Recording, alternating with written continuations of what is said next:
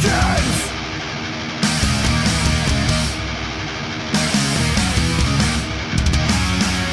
Get to the chopper. It's the only way out. Get to the chopper. Get to the chopper. Get to the chopper. Get to the chopper. Get to the chopper.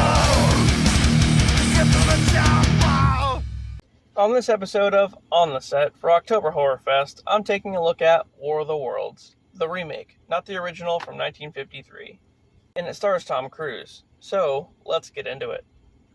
The film opens up with a crane operator named Ray, who has his 2 children dropped off by his ex-wife, who's going out of town to Boston.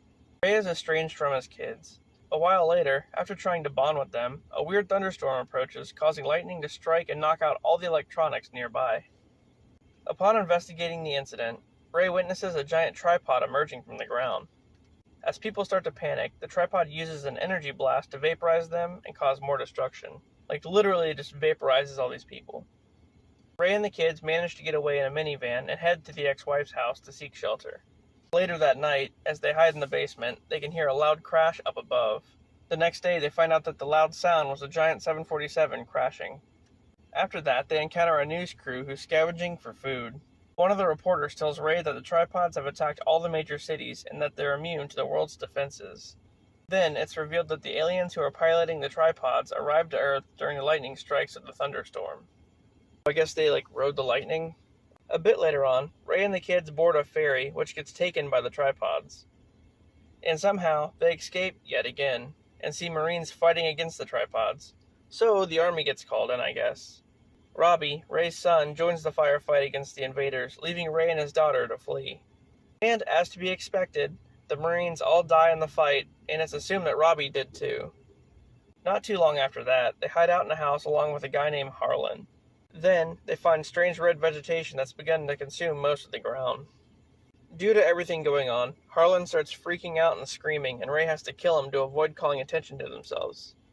And, in the midst of that, Rachel, his daughter, gets abducted anyway, and Ray has to go after her, bringing along some grenades that he found.